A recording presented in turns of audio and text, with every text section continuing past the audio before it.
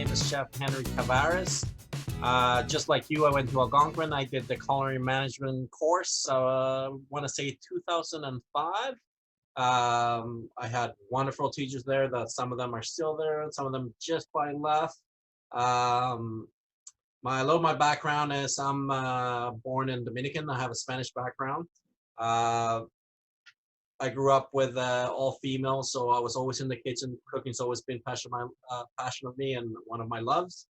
I started cooking in Ottawa when I was 13 years old, right on my uncle's restaurant. I've been cooking my whole life. The only job I've ever had has been cooking. When I came to college, I got a scholarship to the University of Toronto to go to criminology, but my girlfriend at the time, now my wife, pushed me to culinary, and was one of the best thing I ever did. I went to Algonquin. I made a lot of network. I still speak with the chefs there. After I got a job right from culinary school right into an embassy, thanks to help from Alta Savani, which I believe is still a teacher there.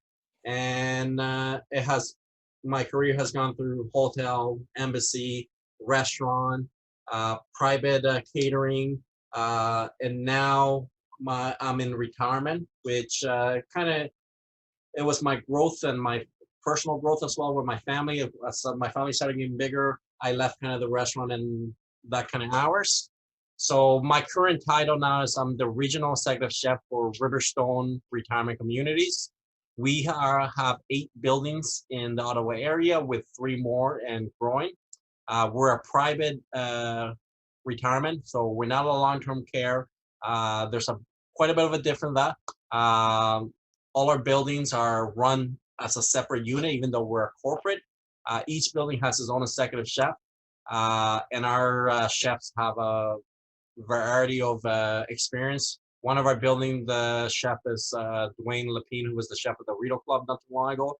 So, and each chef creates their own menu, their own procedures. I just oversee some of the corporate stuff that you don't see in the back. So it just makes you think a little bit of the type of food that we do. It's not what you have in your mind usually where you think hospital or long-term care. We go anywhere from filet mignon to duck confit to braised short ribs. So all the great stuff that you see in cookbooks and that your teachers are teaching, we cook that stuff. So one of the things for me when I was in culinary school was that you never thought of retirement. You always thought do your culinary program and go right to the restaurant. You might get lucky into hotels, but there's so many other choices for you that you have to be aware of. As for the world that we are in now, the world's kind of changing a little bit, and some of these changes will stay. Some of them will hopefully will go back to normal. But now you see too many restaurants closing, especially the smaller places that were quite quaint. One of the trends or one of the things that we were having for is small, less people, more focus on the food, smaller menu. Those things are, unfortunately, those places are closing because they never had that volume. There are still some big companies that are suffering, and like you look at Lord Elgin and you look at other hotels that are losing money. So it's not just the small. Yes, the small ones is the one that we kind of see and hear more because we have such a love for all these little small places.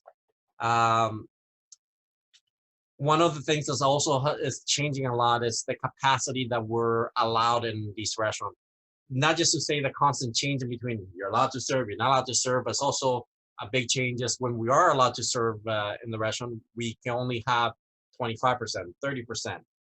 That's been a big change from before COVID to now. Stricter guidelines, whether it's be public health or government guidelines, the way stricter on the stuff that we were allowed to do and how we're allowed to serve. One of the big thing is part-time workers. As for example, in my industry, you're only allowed to work in one building.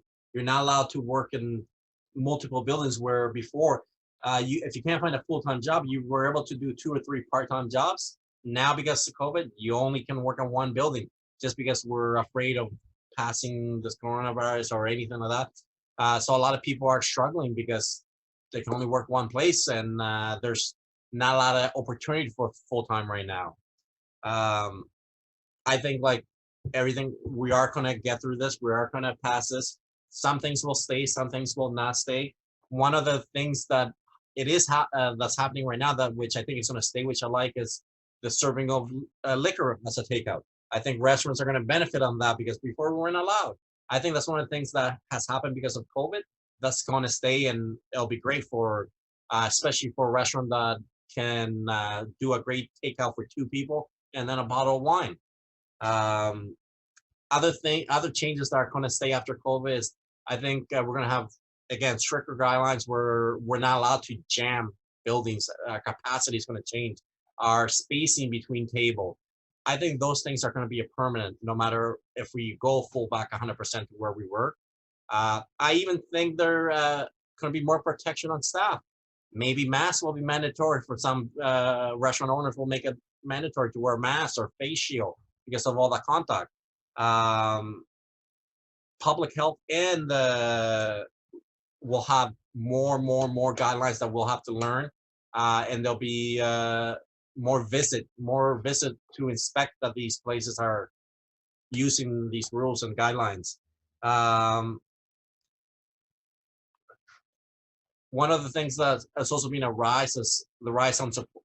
We always supported local and we wanted to do it, but I think this has really hit at home. And I think that's one of the things that we're going to be more conscious of, where we're spending our hard-earned money and our dollar. Even globally, like we're going to spend more money on Canadian product, Canadian made. Just not we're thinking about locally, but also global. I rather spend money from a Canadian. Um, uh, the other things, again, with inspection, sanitizing, and clean kitchens and all that stuff is going to be, I think, stricter and more conscious.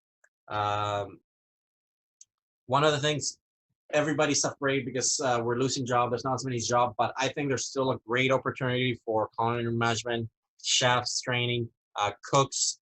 Uh, I think the industry is going to change where restaurants are still going to operate, but I think the demand for staff is going to be smaller. But I feel that the money might be a little higher because there'll be less hour, but uh, higher quality of cook they're looking for a restaurant. But I see a lot of opportunity, especially in my field, because we're essential workers. We work with the elderly, we work with the hospital. These places, no matter what's going on in the world, they have to run. As I said in the beginning, we have 8 buildings with 3 more being open. I'm going to have to staff all those buildings, whether it be servers, PSWs, cooks, a chef.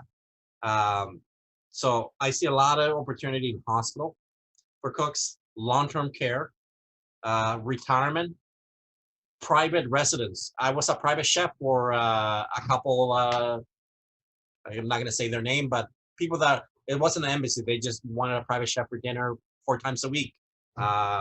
Daycares are very essential, and they have great chef program. One of the other things I do on the side, I work for a company called Rationale, so they're buying these big ovens, and I go into daycares, and they have. I was in a daycare in Carlton Place a day ago. They have 200 kids they have to feed, so there's so much opportunities there. Um, One of the things for cooks in school that I kind of has to change a little bit from when I was there on focus on batch cooking. We're so much on a la carte cooking and stuff. A lot of these retirement stuff is batch cooking, where you're cooking in a bulk size, not just one portion. So we have to spend a little focus on that. Uh, Biggest thing is, especially now, is nutrition. Nutrition is a big part. So concentrate on the nutrition class we have, and if you're able to take the extra nutrition program, take them. Know the difference. Know how to balance a proper meal. Um, the other thing is we always have to able to develop flavor, especially in working with the elderly and kids, is getting rid of the salt. So developing flavor without the salt. So marinating, doing proper marinade. Uh, and one of the things as well, when you're batch cooking, when you're doing meals to go, you have to be able to uh, cook that's not going to suffer when they heat it up in an hour or 2 hours. So that's a lot of different ways than just cooking a la carte that we have to learn how to do. Um, and technology. That's one of the biggest thing. You gotta. The world's changing. Uh, as I was talking before, rationale. These are two machines that at Algonquin that's there that they don't use as much. Where now you go to almost every building, retirement, daycare, school. Most restaurants now are putting them hotel. Learn how to use that technology. Cause it'll go such a long way and help. But we're people are resilient. It's a new world, but we'll go back to some things. Uh, there's so many opportunities in different areas for you as a cook, and you have such a great networking as Algonquin. Make sure you use those. Um, take every interview you can, even if you're not interested in the job.